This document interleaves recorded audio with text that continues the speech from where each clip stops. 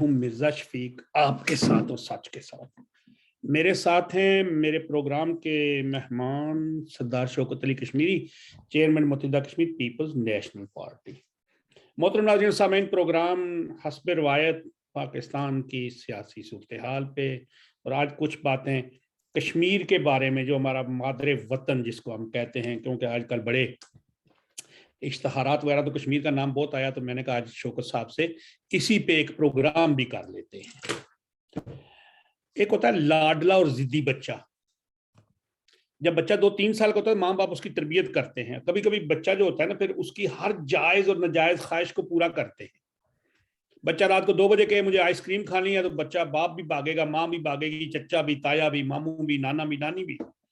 پھر جو بچہ 3-4-5 سال کا ہو جاتا ہے، اس کی روٹین بن جاتی ہے نا، تو پھر وہ ضدی ہو جاتا ہے، پھر وہ آگے سے گالی گلوچ بھی کرتا ہے، پھر وہ ہم لوگ خوش ہوتے ہیں یار یہ بچہ ابھی بڑی اچھی گالی نکال رہا ہے، پھر وہ گالی کرتے کرتے اس نیج پہ پہنچ جاتا ہے کہ وہ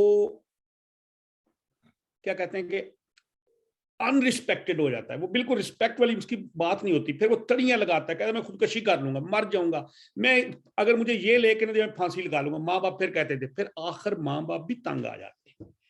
اور یہ حال ہوا مملکت خداداد پاکستان کے وزیر اعظم کے لاڈلے پن کا۔ یہ جن کے لاڈلے تھے ان کو 2012 سے انہوں نے کہنا شروع کیا مجھے بلاؤ، مجھے لاؤ، مجھے لاؤ۔ انہوں نے ہاتھ پھیرا، بچہ تھوڑا جوان ہو جاؤ، بچہ بڑا ہو گیا، 2018 میں اقتدار میں لا دیا۔ بچے نے کہا اس کو اندر کرو، اس کو اندر کر دیا۔ بچے نے کہا اس کو باہر بھیجو، اس کو باہر بھیج دیا۔ بچے نے کہا اس کو نکالو، نکال دیا۔ بچے نے کہا کہ میرے آگے سارا میدان خالی کریں، 11 فٹ بال کے کھلاڑیوں کے ہاتھ باندھ دیں، میں اکیلا کک لگاؤں، گول کروں، بیٹا کرتے رہو۔ اب وہ بیٹا ہو گیا اتنا ضدی کہ اس نے بزرگوان کو بھی تڑیاں لگانا شروع کر دی۔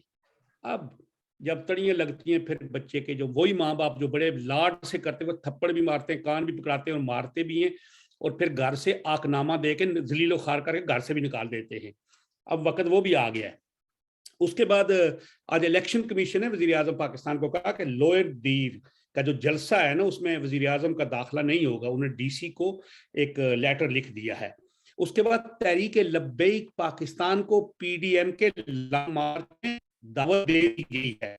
میں نے کل بھی کہا تھا، شوکت صاحب سے بات ہوئی تھی کہ پی ڈی ایم انشاءاللہ دوبارہ ایکٹیو ہوگی۔ شیخ رشید اور طاہر اشرفی صاحب کی ساری استدعائیں مسترد کر دی۔ انہوں نے کہا 23 مارچ کو لانگ مارچ ہوگا۔ پاکستان کرپشن میں 140 نمبر پہ چلا گیا ہے۔ اور آج جو خاص بات میں نے کرنی ہے وہ شوکت صاحب سے، اور ان سے چلتا ہوں۔ السلام علیکم جی۔ جی وعلیکم السلام۔ آج میں نے ایک اخباری خبر پڑھی، سردار عبدالقیوم نیازی صاحب جو وزیر اعظم ہیں ہمارے، کیا کہتے ہیں اس کے، ہمارے ملک، ہمارے وطن کے، وہ کہتے ہیں کہ میں بڑا خیر مقدم کرتا ہوں اقوام متحدہ کے جنرل سیکرٹری کا مسئلہ کشمیر پہ ثالثی کا۔ کل میں ایک انٹرویو سن رہا تھا نرسمہا راؤ جو محترمہ اپنے اندرا گاندھی کے وقت میں وزیر خارجہ تھے، بعد میں پرائم منسٹر بھی رہے ہیں نا وہ۔ جی جی۔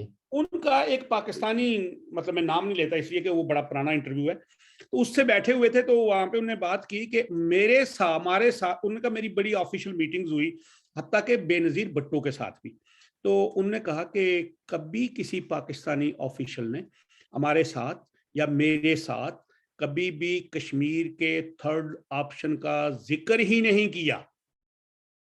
اور ہم 5 جنوری 1949 کی وہ جو قرارداد میں جو وہ تھرڈ آپشن کی بات آئی، اس پہ ہم لوگ کتنے بڑے بڑے نعرے لگاتے ہیں، اور ہم ثالثی کا بھی مطالبہ کرتے ہیں، ثالثی کا خیر مقدم بھی کرتے ہیں۔ وہ تو مسئلہ ہی وہاں پہ نہیں ہے بقول ان کے۔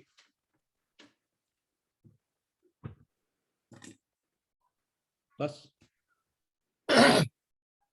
پہلی بات تو یہ ہے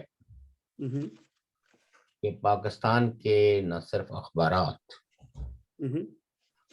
بلکہ بڑے بڑے تجزیہ نگار بھی یہ بات کہتے ہیں، اور خاص کر کے جو پالیسی ساز ہیں جی، انہوں نے 1988 کی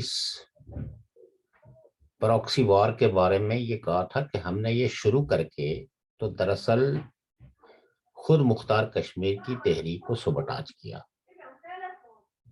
ان سلگتے ہوئے جذبوں کو जो रियासत जम्मू कश्मीर को खुद मुख्तार रखना चाहती है और किसी वक्त ये मूवमेंट बहुत पॉपुलर हो सकती थी, हमने इसको सबोटाज किया, इसको, इस एजेंडे को खत्म कर दिया। ये तो पाकिस्तान के ऑफिशियल्स का दावा है। मुझे नहीं लगता कि नरसिम्हा राव साहब ने क्या कहा, इस पे तो दोनों हुकूमतों का, लाजमी बात है, उनका तो पहले ही नहीं था। इसलिए कि आपको पता है कि खुद मुख्तार कश्मीर के हवाले से एक बड़ा मौसर प्रोपेगेंडा मौजूद रहा है कि दरअसल थर्ड ऑप्शन के पीछे, या खुद मुख्तार कश्मीर रियासत जम्मू कश्मीर के पीछे अमेरिकन डिजाइन हैं। अच्छा, अब कौन इन्हें समझाए कि हम तो आजाद और खुद मुख्तार थे, और ये बरतानिया था जिसका जो वायसराय था, जो ताज बरतानिया का नुमाइंदा था। जी जी। तो लास्टली जो महाराजा के साथ उनकी गालिबन इट वाज मार्च 1947। हालांकि एक तरफ तो बरतानवी पार्लियामेंट ने रियासतों यानी प्रिंसली स्टेट या देसी रियासतें या मकामी रियासतों जो जो सेमी इंडिपेंडेंट थी,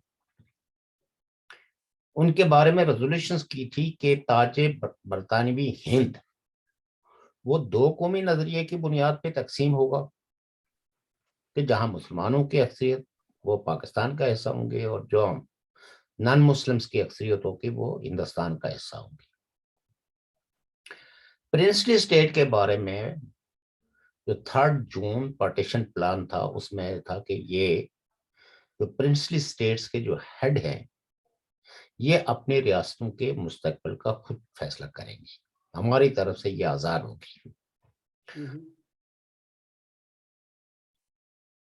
लेकिन लॉर्ड माउंटबेटन ने महाराजा हरि सिंह, जिनकी इंटेंशंस, ये तो सारे ही राइटर्स इस बात पे मुतफिक हैं कि महाराजा जो है वो रियासत जम्मू कश्मीर को ना तो हिंदुस्तान में और ना ही पाकिस्तान में शामिल करना चाहता था, बल्कि वो इसको आजाद और मुख्तार चाहता था।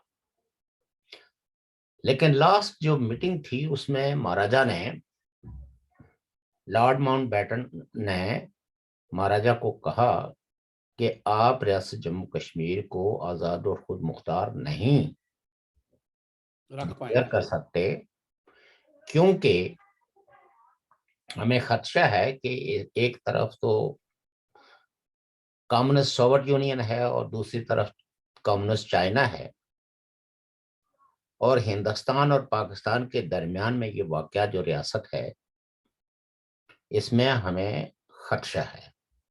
लिहाजा इस खदशे के पेश नज़र हम ये सजेस्ट कर रहे हैं, ताजे बरतानिया का ये आपके लिए पैगाम है कि रियासत को आप या हिंदुस्तान के साथ शामिल करें या पाकिस्तान के साथ। अगर आप इसको पाकिस्तान के साथ शामिल करते हैं तो हिंदुस्तान को कोई एतराज नहीं होगा, और अगर आप इसको हिंदुस्तान के साथ शामिल करते हैं तो पाकिस्तान को कोई एतराज नहीं होगा, ये हम गारंटी करते हैं। लेकिन अगर आप इसको इंडिपेंडेंट रखते हैं तो न सिर्फ हिंदुस्तान और पाकिस्तान को एतराज होगा, बल्कि ताजे बरतानिया तो इसके लिए बिल्कुल ही इनकारी है। So you have only one choice whether you join India और पाकिस्तान। ये लॉर्ड माउंटबेटन की जो गुफ्तगू हुई है वो किताबों में छप चुकी है, तारीखी किताबों में भी छप चुकी है, और हत्ता कि उनकी अपनी जो एलिया मोहतरमा थी लॉर्ड माउंटबेटन की, उन्होंने the secret history of great Britain में भी उनके दरमियान होने वाली गुफ्तगू का जिक्र किया। और लॉर्ड माउंटबेटन ने महाराजा को कहा कि मैं कल आपसे फाइनल जवाब चाहता हूं, ताकि फिर हम इस प्रोसेस को जो है वो मुकम्मल करें। तो दूसरे दिन महाराजा ने खराबी सेहत का یہ تاریخ میں لکھا ہوا بہانہ کر کے تو نہیں شامل ہوئے، نہیں میٹنگ کی. کلیئرلی ظاہر ہے کہ پولائٹلی ڈکلائن کیا ان کی دونوں تجویز کو، اور اپنا موقف جو انہوں نے لارڈ ماؤنٹ بیٹن کو دیا کہ میری ریاست جو ہے ایک کثیر المذہبی ریاست ہے،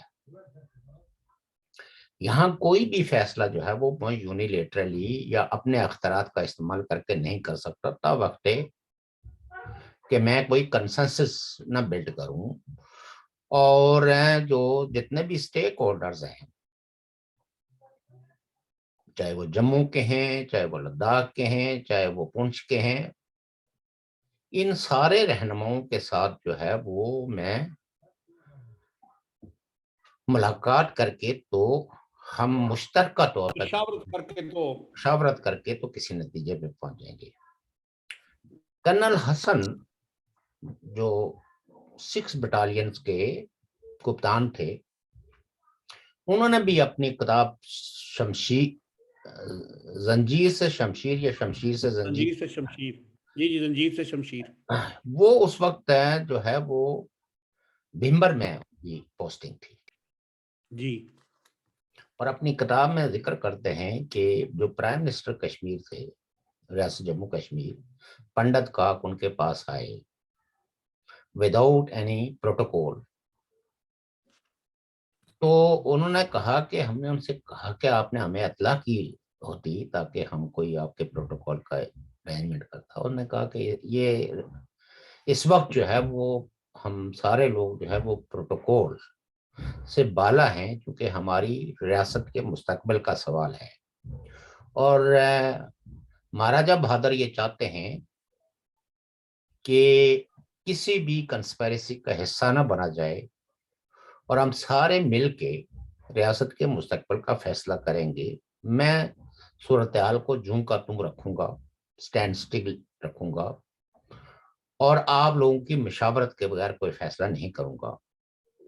اس لیے ہم، یہ انہوں نے لکھا اپنی کتاب میں، ہم پونچھ کے مسلمان لیڈروں سے بھی بات چیت کر رہے ہیں اور دیگر رہنماؤں سے بھی، تو لہٰذا آپ لوگ بھی اپنے اپنے علاقوں کے اندر لوگوں کو اس بات پہ وہ کریں، کیونکہ ہمارے پاس اطلاعات ہیں کہ ہماری ریاست میں گڑبڑ کرنے کے لیے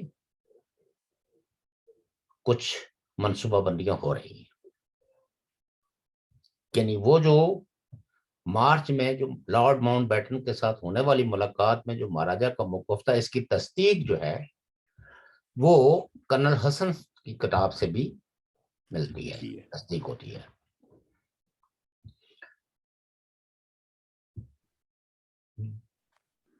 اس وقت تک جو خیبر پختونخوا ہے، جو اس وقت صوبہ سرحد کہلاتا تھا، اس کا گورنر جو ہے وہ ایک برٹشر تھا. جی جب اس کو کنسلٹ کیا گیا تو اس نے انکار کیا کہ میں کسی طرح کی بھی ایسی کسی سازش کا حصہ بننے کے لیے تیار نہیں ہوں، اور نہ ہی میں کوئی جتھے تیار کروں گا. تو ان کی خدمات واپس لے کے تو جارج کننگھم کو دی گئی، گورنر سرحد بنایا گیا. اور گورنر سرحد بننے جس وقت وہ آئے تو گورنر کا ایک پروٹوکول ہوتا تھا کہ اس کو ریسیو کرنے کے لیے چیف سیکرٹری بھی اور جو چیف منسٹر ہوتا تھا وہ بھی آتے تھے. تو جب چیف سیکرٹری ان کو جہاز سے نیچے اتارنے کے لیے گئے تو سب سے پہلا سوال جو جارج کننگھم نے ان سے کیا کہ کیا ڈاکٹر خان بھی آئے ہیں؟ تو انہوں نے کہا وہ بھی باہر آپ کا انتظار کر رہے ہیں. تو وہیں جہاز میں بیٹھ کے تو انہوں نے وہ لیٹر تھما دیا جس میں ڈاکٹر خان کی حکومت کے خاتمے کا تھا. انہوں نے کہا کہ یہ جا کے ان کو دے دیں. اسی لیے بعض نقاد کہتے ہیں کہ جناح صاحب کی اتھارٹی اسی وقت ایروڈ ہو گئی تھی، اور وہ ایک الیکٹڈ ڈیموکریٹک گورنمنٹ کو بچانے میں ناکام ہوئے کہ ایک گورنر نے، ایک برٹشر نے جب ان کی حکومت کو برخاست کیا گیا تو جناح صاحب نے اس پہ کوئی احتجاج نہ کیا. احتجاج کیا، مطلب یہ ہے کہ انہوں نے کچھ بھی نہیں کیا. خیر یہ تو 47 پاکستان بننے سے پہلے کی.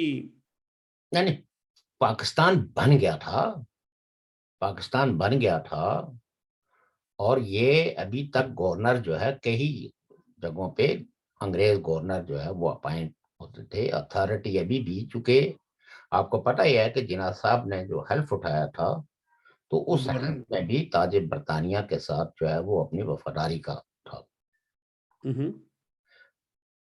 اب چونکہ ہم اس وقت دائیں بائیں، ہمارا چونکہ جو آپ نے کوسچن کیا، وہ میں نے ویسے کہ مارچ اور پھر تو اگست. مارچ تو وہ تو ابھی پاکستان تو اب پرنسپلی وہ ملک تو مارچ سے وجود میں آ چکے تھے، یعنی لیکن یہ ہے کہ اب ریاست جموں کشمیر کے مہاراجا کو کہا جا رہا تھا کہ آپ نے ان دونوں میں سے کسی کے چوز کرنا ہے ایک کو. وہ میں بیان کر چکا ہوں، ریپیٹ نہیں کروں گا کیونکہ وقت کم ہے.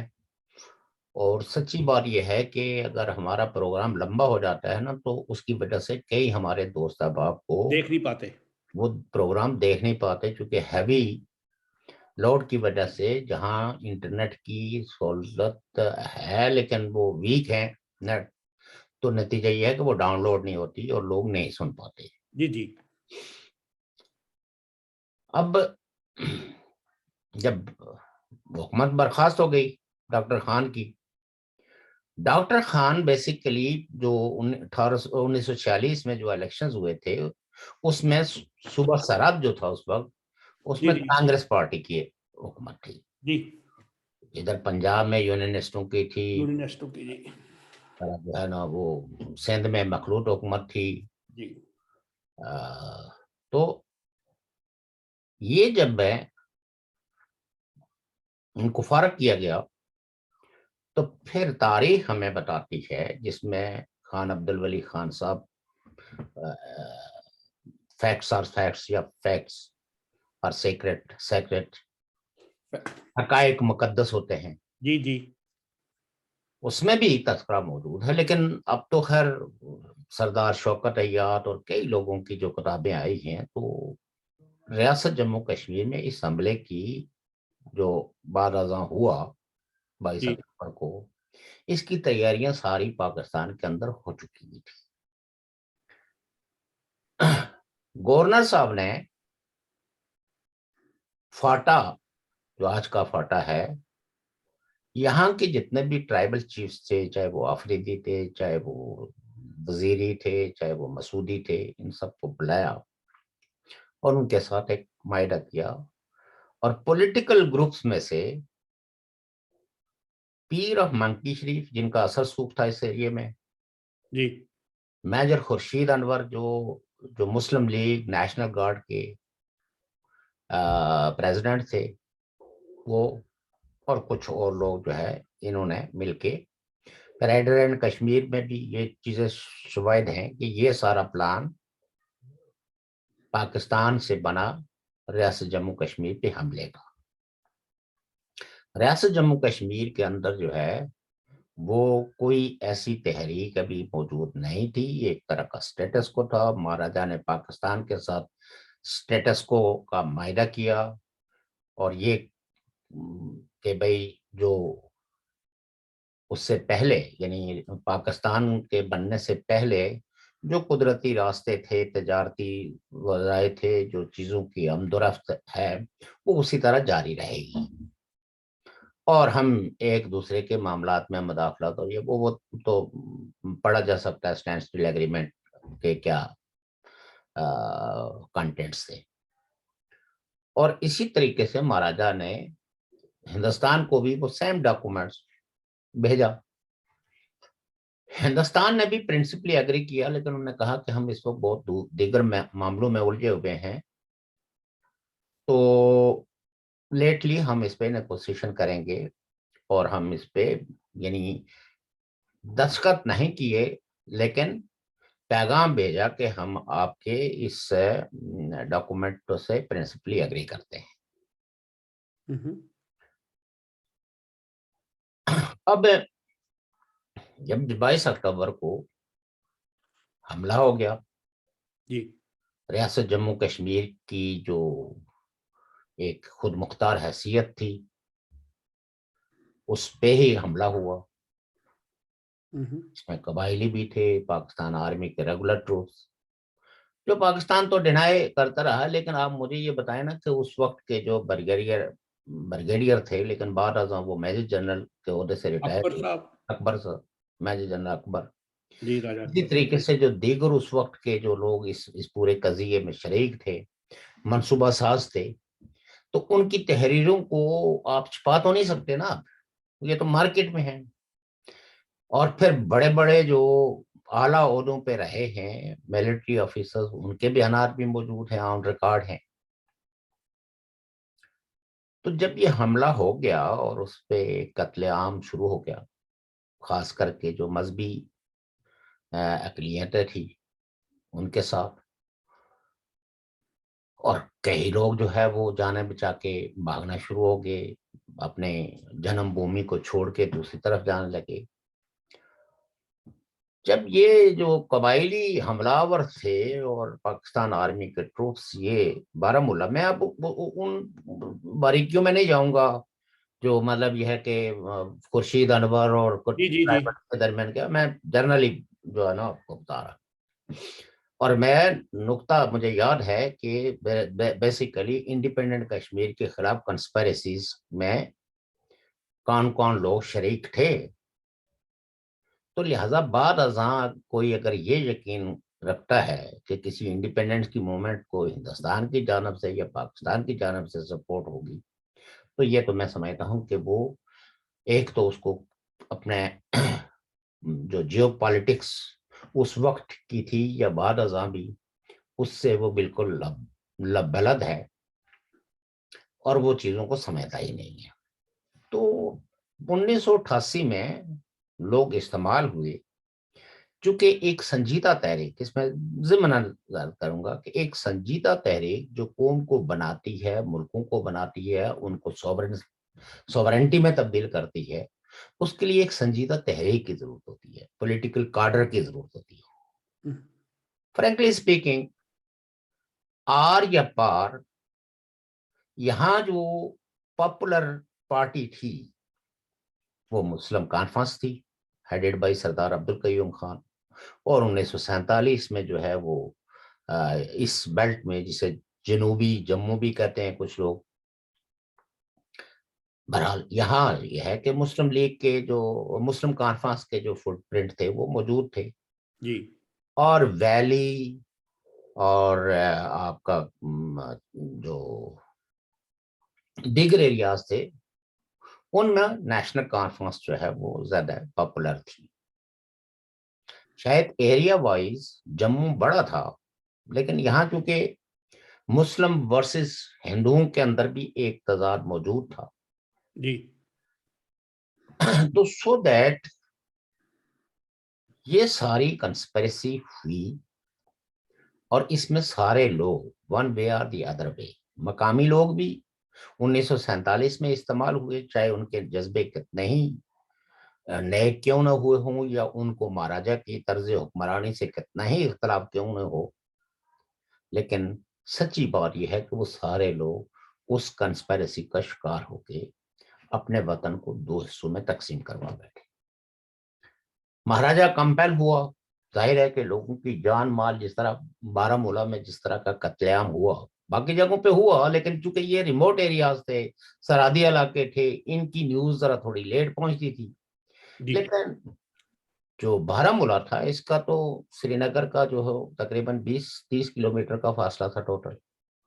सो जब वहां तक ये लोग पहुंच गए और कत्लेआम शुरू हो गया, उसमें जो नेशनल कॉन्फ्रेंस के जो नेशनल गार्ड्स थे वो भी मजामत कर रहे थे, महाराजा की आर्मी के भी लोग थे, बट ये चूंकि न्यूमेरिकली बहुत ज्यादा थे, तो अल्टीमेटली हमारा ये कहना है कि महाराजा was compelled to ask India. सबसे पहले तो उन्होंने लॉर्ड माउंटबेटन को ही कहा कि हमारे चूंकि बरतानिया के साथ मायदे थे 46 की ट्रीटी के मुताबिक, جی وہ ہماری ہیلپ کریں، ملٹری ہیلپ کریں ان انویڈرز کو نکالنے کے لیے۔ لارڈ ماؤنٹ بیٹن تو چونکہ پارٹ آف کنسپریسی تھے، لہٰذا انہوں نے انکار کر دیا۔ جی انہوں نے کہا نہیں، ہم تو وہ تو ماہرے جو برطانیہ کے ساتھ ہے وہ تو ختم ہو گئے، لہٰذا اب اگر آپ کو کسی قسم کی کوئی مدد چاہیے ہے تو وہ آپ ہیں انڈین گورنمنٹ کو کہیں۔ پھر وہ جو کچھ ہوا آپ کو پتہ ہی ہے کہ انڈیا کے ساتھ ٹریٹی آف ایکسیشن سائن ہوئی اور انڈین ٹروپس کشمیر میں داخل ہوئے، اور یہ جو انویڈرز تھے یہ ریٹریٹ کرتے کرتے کرتے جو بارہمولہ سے یہ آگے، تو آج جو رقبہ ان کے پاس ہے اس کو کہتے ہیں 4000 مربع کی۔ اور جی گلگت بلتستان چونکہ یہ بڑا ریموٹ اور ایک ڈیفیکلٹ ٹیرین ہے، تو اس میں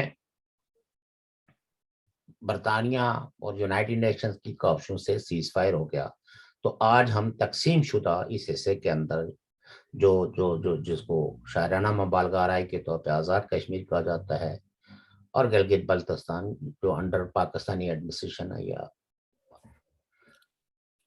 یہاں یعنی ایک آزاد ریاست جو ہے وہ تقسیم ہو گئی۔ ایک جگہ پہ تو آپ کے رولرز نے انڈیا کو بلایا لوگوں کی زندگی کے تحفظ کے لیے، ان کی پراپرٹی کے تحفظ کے لیے، اور ریاست میں یہ جو مداخلت کار تھے ان کو پش بیک کرنے کے لیے، تاکہ ریاست جو ہے وہ ری یونیفائی ہو۔ پاکستان کی جانب سے کئی دفعہ کوششیں ہوئی ہیں ریاست جموں کشمیر کو بطور طاقت حاصل کرنے کی۔ 47 میں تو تقسیم ہو، 65 کی بھی آپ جنگ لے لیں، مختلف 71 کی دیکھ لیں، پھر یہ 88 کے بعد کی شروعات دیکھیں، تو ان چیزوں سے ایک چیز واضح ہوتی ہے کہ ریاست جموں کشمیر کے لوگوں کی خواہشات کا احترام کسی کو نہیں ہے، اور نہ ہی اس ریاست کے اندر بسنے والے لوگوں کی سوورنٹی سے کسی کو غرض ہے، بلکہ اصل چیز یہ ہے کہ جو انٹرنیشنلی ایک کنسپریسی ہوئی تھی کس چیز کے خلاف، سر جنگ کے عہد میں، کیونکہ ویسٹرن بلاک جو تھا، کیپٹلسٹ بلاک جو تھا، وہ یہ چاہتا تھا کہ وہ تمام ایریاز جو جیو پولیٹیکلی امپورٹنٹ ہیں وہ لائلسٹوں کے پاس ہونا چاہیے، یا کم از کم ایسے ملکوں کے ساتھ ہونے چاہیے۔ اب تو چونکہ گلگت بلتستان کے ریفرنس سے ریاست جموں کشمیر کے ریفرنس سے بات کر رہے ہیں، تو ریاست جموں کشمیر بھی اپنی ایک اہمیت اس لحاظ سے تھی کہ یہ جغرافیائی اعتبار سے چائنا سے بھی اس کی سرحد ملتی تھی، افغانستان کے ساتھ ملتی تھی، اور واخان کی پٹی کو جو جو تھوڑی سی ہے، اصل میں یہ تو اس وقت جب افغانستان کو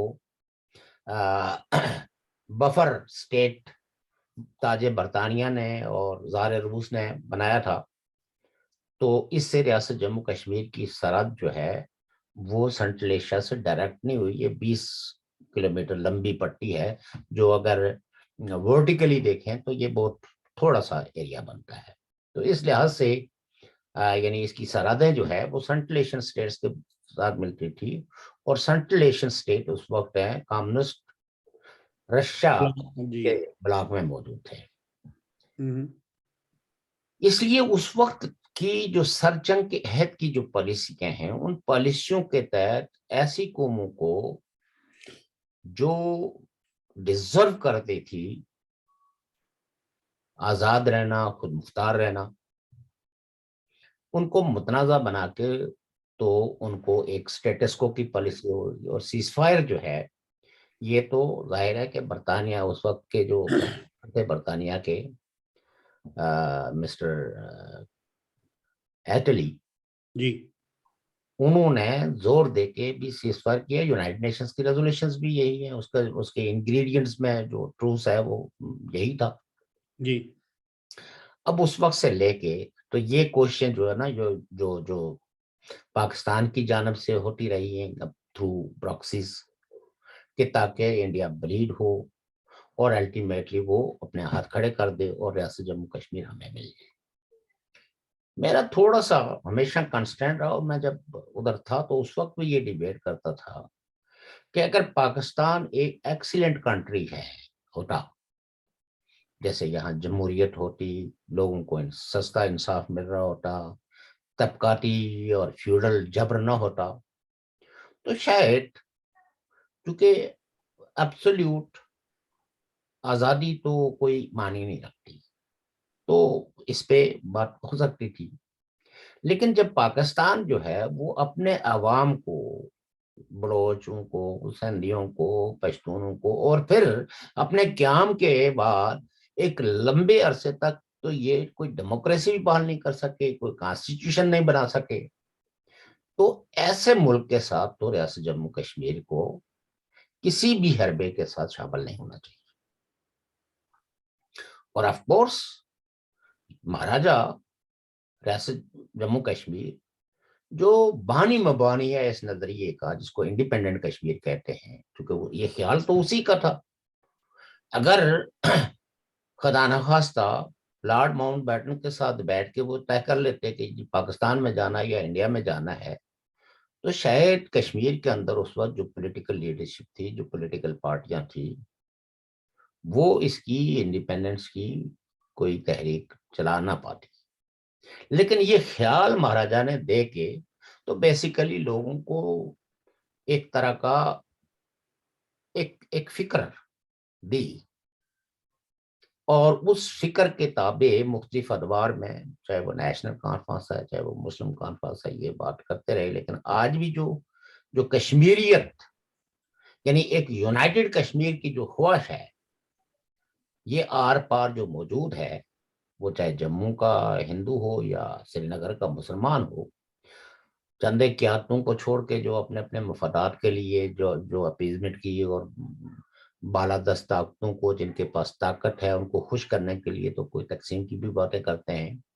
لیکن اوورآل اگر کسی بھی خطے کے اندر، یعنی ریاست جموں کشمیر کے کسی حصے میں بھی جا کے آپ یہ بات کریں کہ آپ یونائٹڈ ہونا چاہتے ہیں، آپ ایک ریاست میں اپنے آپ کو کمفرٹیبل محسوس کرتے ہیں، تو کوئی ایک فرد بھی ایسا نہیں ہے جو یہ کہے کہ نہیں، میں کمفرٹیبل نہیں ہوں۔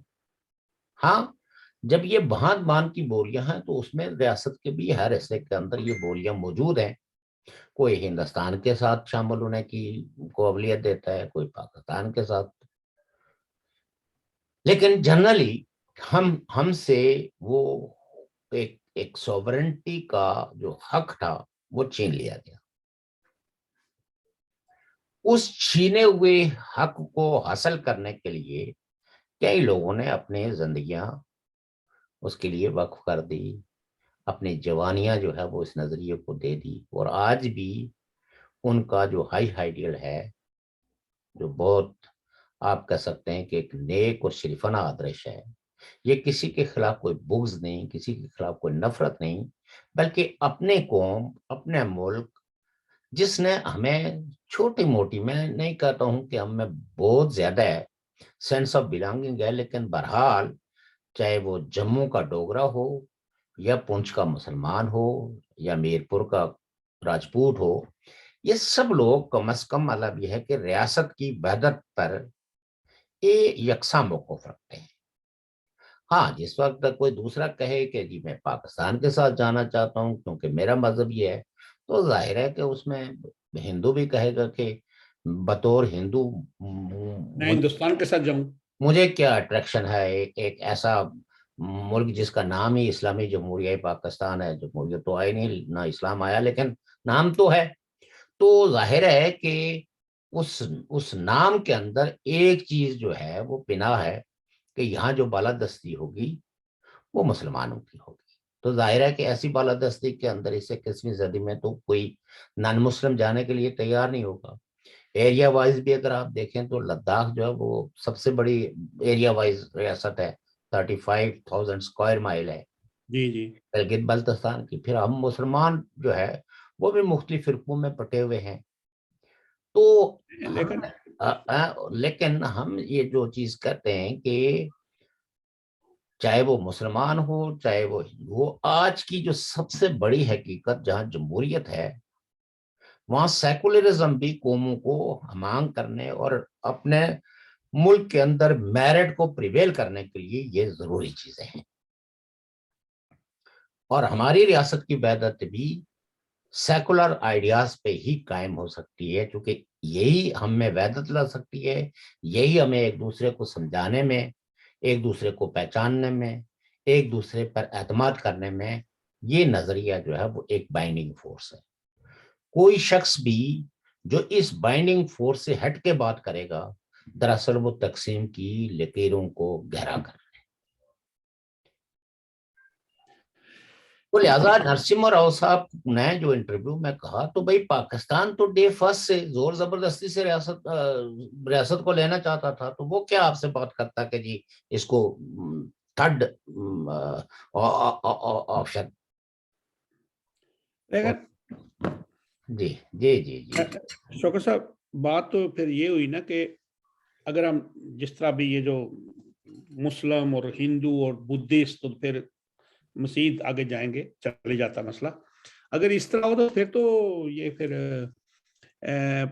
یعنی جس طرح پھر تو وہ ویلی ہے جہاں پہ اکثریت مسلمانوں کی ہوئی، یعنی آبادی کے لحاظ سے میں یہ کہہ رہا ہوں، تو پھر صرف اتنا ہی نہیں، یہ سارا کچھ اسی ٹکڑے کی بات ہے، باقی تو پھر سیاہ ختم ہو گیا. لیکن نا یہ بعد ازاں جو ساری کوششیں ہوتی رہی ہے نا وہ یہی رہی ہیں کہ ریاست جموں کشمیر کے باشندے فرقوں کی بنیاد پہ تقسیم ہو جائیں تاکہ ان میں ایک قومی کنسنسس نہ بلٹ ہو سکے. یہ وحدت کے اس سوال کو ایک بھول جائیں. طاقت نہ بنائیں بلکہ بام دست و گریباں ہو جائے اور جو طاقتور ہے وہ اس کو لے جائے. ایک چھوٹی سی مثلا جی اگر ایک میں یہ وہ ایگزامپل کر رہا ہوں صرف ایسا، اگر ویلی جس طرح یعنی یہ کہ مسلمانوں کی اکثریت وہ کہیں جی ہم پاکستان کے ساتھ ہیں، اچھا اب پونچھ کے اندر تو وہ اکثریت نہیں ہے اس طرف، جی جموں میں ہے، تو پھر یہ بارڈر اور یہ ساری حدود اربا کیسے بنے گا؟ دیکھنا یہ تو درمیان میں پھر کئی اور ریاستیں آ جائیں گی. دیکھے نا جن کے بیسٹڈ انٹرسٹ ہے نا وہ تو جان بوجھ کے، ایسی بات نہیں ہے کہ یہ کوئی یہ سچائی صرف ہم تک پہنچی ہے باقیوں کا نہیں پہنچی.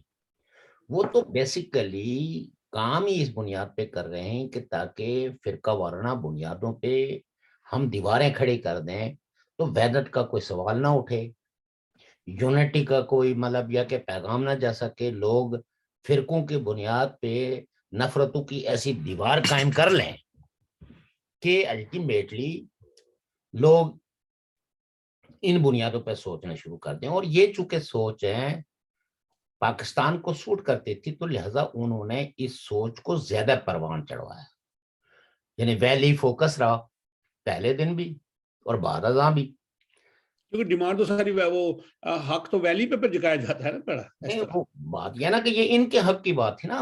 ویلی تو میں آپ کو بتاؤں نا، ویلی کی جو آدرشیں رہی ہیں وہ تو بہت ہی سیکولر رہی ہیں. اگر آپ بادشاہوں کے دور میں دیکھیں تو جی اس جی وقت ویلی بہت سیکولر اور پروگریسو تھی.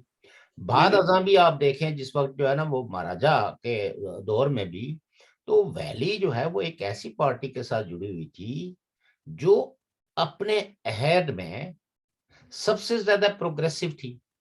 اور پوری دنیا یعنی بر صغیر کے سارے بڑے بڑے رہنما جو یعنی پروگریسو اور سیکولر تھے، جن کی کریڈینشلز ان کی سیکولر کریڈینشل کو کوئی چیلنج نہیں کر سکتا، تو وہ ویلی نے ان سب کو مہمان بنایا. اگر ویلی فرقہ وارانہ ہوتی تو وہ غفار خان یہ کیسے کہہ سکتا تھا کہ میرا دوسرا گھر جو ہے وہ سری نگر ہے، یا عبد الصمد اچکزئی جو مطلب بلوچستان سے تعلق رکھتے تھے وہ اسی جاتے تھے. طریقے سے جو مغربی بنگال اور جو یہ جو بہار اور ادھر کے جو رہنما تھے اس وقت کے جو پروگریسو رہنما تھے، ویلی نے ان سب لوگوں کو ہوسٹ کیا ہے کہ اسے ہسٹری، یہ ایک تاریخ ہے. لیکن مسلسل کوششوں سے اور بے پناہ روپیہ پیسہ خرچ کر کے وہاں کمیونل سینٹیمنٹس کو، اب ظاہر ہے لوگ تو مسلمان ہیں اس میں تو کوئی دو آرا نہیں ہے، لیکن ان کو ایک کمیونل ایجنڈے کے ساتھ جوڑنے کے لیے بے پناہ وسائل کا استعمال ہوا ہے. لیکن پھر بھی آج بھی وہاں لوگ مکالمے پہ یقین رکھتے ہیں, گفتگو پہ یقین رکھتے ہیں, اور اپنے رائٹس کے حوالے سے they are more conscious people. شکر صاحب, اس پہ تو آپ نے پہلے بھی ایک ہم نے اچھا بڑا لمبا پروگرام بھی کیا تھا اس بات پہ. ویسے میں نے وہ ایک کتاب پڑھی تھی چودھری حمید صاحب کی, چودھری حمید نام تھا نا, چودھری حمید اللہ, حمید اللہ, ان کی کتاب پڑھی تھی. اس نے ان میں لکھا تھا کہ یہ جولائی کی میرا خیال ہے 47 کی بات ہے, یا میں بھول نہ جاؤں شاید جون کی, تو اس وقت چودھری غلام عباس جیل میں تھے. جان جان. تو انہوں نے کہا کہ قائد اعظم سے میں ملا تھا, انہوں نے مجھے کہا تھا کہ اس کو پیغام دو چودھری کیا نام ہے, غلام عباس کو, غلام عباس کو, کہ ریاست کی خود مختاری پہ, یعنی کہ انڈیپینڈنٹ جو ریاست جس طرح کا ہے, اسی بات پہ رہنا, کسی کا یہ مطلب ان کو یہ پیغام دیا تھا. میں نے پڑھی یہ کتاب. اس کے بعد میں نے شیخ عبداللہ مرحوم کی آتش چنار بھی میں نے پڑھی. لیکن یہ جو بات ابھی میرا بھی نہیں, تھوڑا سا سوال یہ تھا کہ یہ ابھی صرف اگر ویلی کی بات ہے پھر تو اتنا سا ٹکڑا ہو گیا نا, پھر تو بات ختم ہو گئی. بات ٹکڑوں کی یا وہ نہیں ہے, بیسیکلی ریاست جموں کشمیر کے حصے بکھرے کرنے کی ہے. وہی نا, وہ تو پھر تباہ ہو گیا, ختم ہو گیا مسئلہ. نا جو رائٹس ہیں, آپ مجھے یہ بتائیں کہ کتنا 74 سال ہو گئے ہیں, اور 74 سالوں میں آج بھی پاکستان میں یہ بحث چل رہی ہے کہ یہاں صدارتی نظام ہو یا پارلیمانی نظام ہو. آج بھی پرائم منسٹر جس کو جو آپ نے تمہید میں لاڈلے کے حوالے سے وہ کہ لاڈ پیار ہے رہا ہوا بچہ, اب ان کو کہہ رہا ہے نا کہ اگر آپ نے مجھے نکالا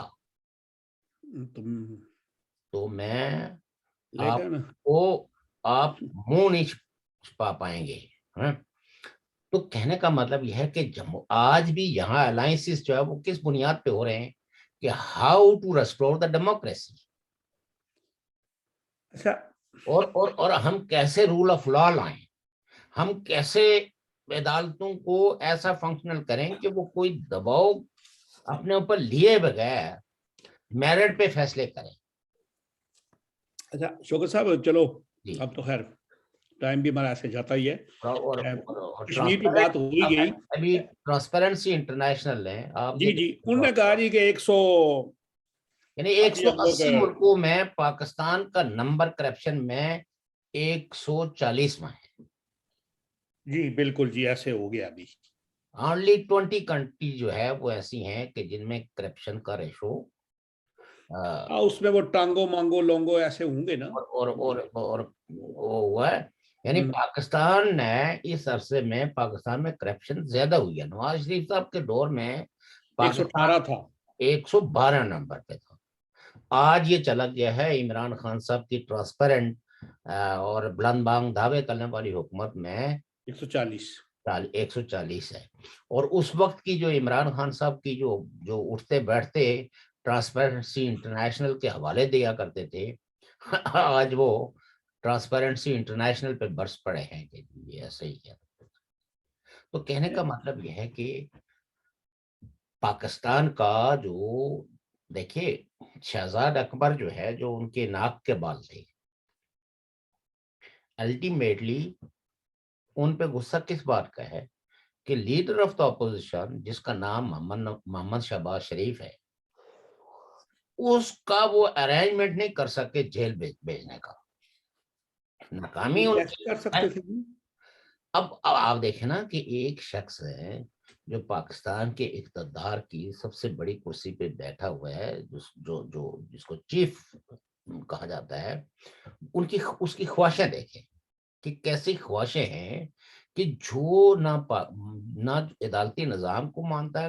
اسی لیے ان میں کبھی خواہش پیدا ہوتی ہے کہ میں سعودی عرب کے کنگ جیسے میرے پاس اختیارات ہوں, کبھی ان کی کمیونسٹ پارٹی آف چائنا کے لیڈر کی طرح ہو کہ بھائی میں ٹانگ دوں سب کو اور کوئی پوچھنے والا نہ ہو.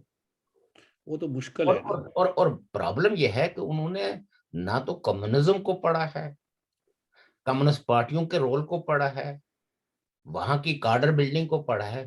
ان کو صرف یہ ہے کہ اپنے مخالفین کو ٹانگا کیسے جاتا ہے.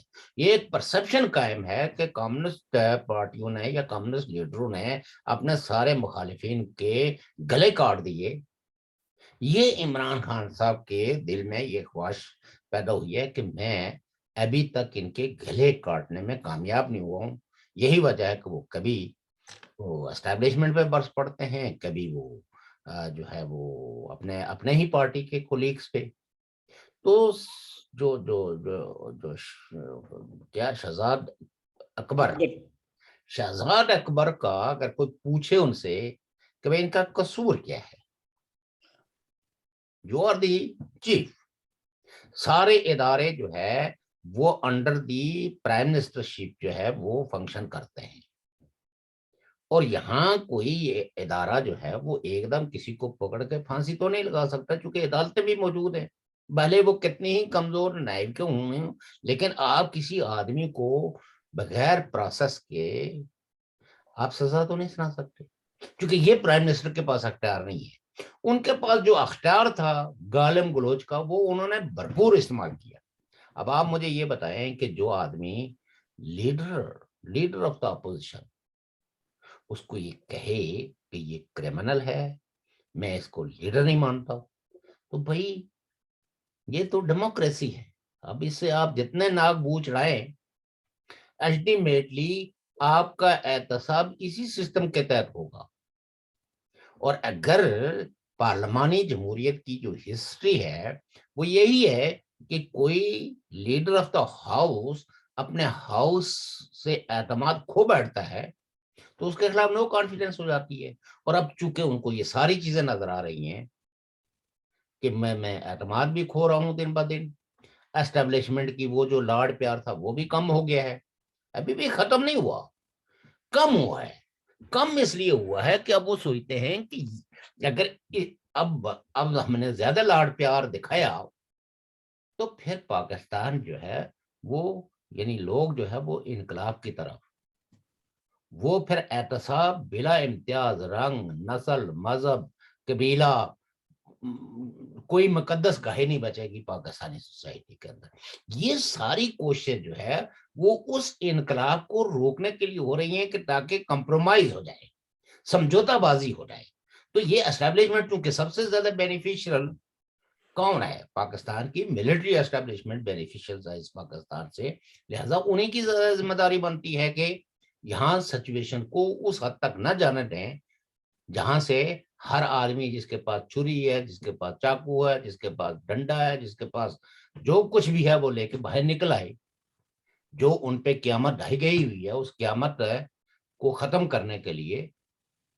تو لہذا چونکہ پاکستان کی اسٹیبلشمنٹ نے تاریخ کا ان کو یہ شدھ بت تو ہے کہ جب لوگ تنگ آتے ہیں تو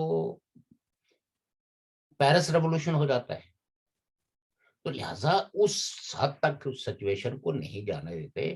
وہ لولی پاپ ہر ایک کے منہ میں دینا چاہتے ہیں, تو ظاہر ہے کہ کوئی اپوزیشن پارٹی بھی دے آر ناٹ آئیڈیلس. تو اچھا ایک اور بات, جی اب یہ پی ڈی ایم نے جی ٹی ایل پی کو لانگ مارچ میں شرکت کی بھی مطلب دعوت ابھی پتہ قبول کی یا نہیں کی, تو ہم نے کل بات کی تھی کہ پی ڈی ایم دوبارہ ایکٹیو ہوگی. دیکھیں ایکٹیو جو ہے نا یہ تو مخالفین کا پروپیگنڈا تھا کہ ایکٹیو ہے یا نہیں ہے, وہ تو ایکٹیو پہلے سے ہی تھی. بات یہ ہوتی ہے کہ دیکھیں یہ تو پولیٹیکل پارٹیوں کی اپنی اسٹریٹجی ہوتی ہے, 2 قدم آگے بڑھنا 2 قدم پیچھے ہٹنا, پھر اس کے اندر مطلب یہ کہ تھوڑا سا پیس پیریڈ لا کے اپنی اسٹریٹجیز کا تجزیہ کرنا, اپنے مخالفین کا بھی تجزیہ کرنا, ان کی طاقت کا درست اندازہ کرنا, اور پھر اپنی طاقت کو ری گین کرنے کے لیے اسٹریٹجی بنانا. یہ تو جو لوگ بھی کسی جدوجہد کے ایسے عمل میں جاتے ہیں تو وہ سوچ بچار تو کرتے ہیں. وہ آپ کی اور میری خواہش یا ان لوگوں کی خواہشوں کے جو بیٹھ کے تو وہ یہ فتویٰ لگا دیتے کہ انہوں نے کچھ کیا نہیں ہے, کچھ نہیں کیا, تو پھر آج عمران خان صاحب جو ہے وہ اتنا کیوں مطلب یہ کہ گلوگیر ہوئے ہوئے, کچھ تو وہ کر تو رہے. خیر وہ تو ملک کی وہ ملک کے کیا مطلب یہ کہ اگر فرض کریں کہ آج یہ پارٹیاں کہیں کہ ٹھیک ہے جی ہمیں عمران خان منظور ہے اور ہم کوئی بھی پیسہ نہیں کرتے, تو کیا عوام جو ہے وہ جا کے تو ویسے شوکت صاحب اگر یہ پارٹیاں کہہ بھی دیں نا کہ ہمیں منظور ہے, ہاں مثال کے طور پر، हाँ, لیکن اب وہ نامنظور ہیں۔ नामंजूर तो देखना अपने करतूतों की वजह से है ना, अपने अमाल की वजह से है, लेकिन मसला ये है कि उनको इख्तिदार से बेदखल करने के लिए तो किसी फोर्स की जरूरत है ना, वो पॉलिटिकल पार्टीज की फोर्स होती है ना। जी जी जी जी। अगर आर्मी इस्तेमाल होगी तो फिर तो वो सीधा सीधा मार्शल लॉ है, नहीं, वो अभी मार्शल वाला दौर नहीं है वो ना। अनकॉन्स्टिट्यूशनल एक्टिविटी होगी। तो हम्म, अगर ये पार्टियां मिलके अंडरस्टैंडिंग के साथ इमरान खान साहब की हुकूमत को इक़्तिदार से बेदखल करने के लिए नो कॉन्फिडेंस लाती हैं जी और कंसेंसस के साथ किसी एक को प्राइम मिनिस्टर बनाती हैं और इस सिस्टम को रोल बैक नहीं होने देती, तो ये तो डेमोक्रेटिक प्रोसेस है। और ठीक है। अनफॉर्चुनेटली इमरान खान साहब ने अपने बयानिए के जरिए जिस चीज को सबसे ज्यादा नुकसान पहुंचाया वो है डेमोक्रेटिक मूवमेंट। वो जो डेमोक्रेसी के अंदर जो बर्दाश्त की कुव्वत होती है, मुकालमे की जो उसमें गुंजाइश होती है, उसको खत्म कर दिया। ये कह के कि मैं इससे नहीं मिलूंगा, इससे नहीं मिलूंगा क्योंकि ये करप्ट है। हालांकि उनको पता है कि यही तो मेरी कुर्सी की एक टांग जो है वो उसने तोड़ दी है, जिसकी वजह से अनबैलेंस हो गई है हुकूमत और अब अपने ही बच्चे खा रही है। जी।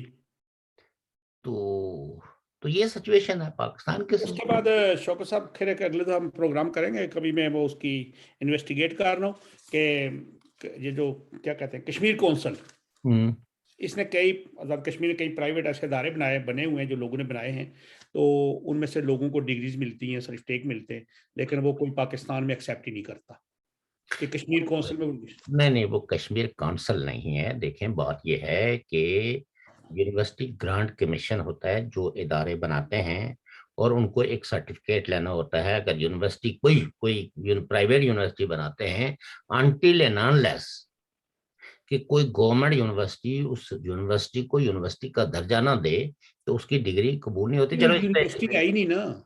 नहीं, यूनिवर्सिटी कोई कॉलेज ही हो, हाँ, कॉलेज के ऐसा लिए है। निकल के लेकिन प्राइमरी, अभी हम लोग उस पर नहीं बात नहीं करूंगा। प्राइमरी स्कूल भी अगर आप प्राइवेट प्राइमरी स्कूल बनाना चाहते हैं, वो एजुकेशन के बेशक आपके जज्बे कितने नेक और कितने आला और अरफा हो, अगर उसकी रजिस्ट्रेशन आपको नहीं मिलती तो आप एक प्राइवेट स्कूल नहीं, आप ट्यूशन सेंटर खोल सकते हैं। चलो ठीक है, तो उस पर बात करेंगे कभी, मैं पहले पूरी सोच लूं, पहले उसकी मालूमात ले लूं। ओके तो ओके। मोहतरम नाजरीन और सामीन, हम आपसे इजाजत चाहेंगे।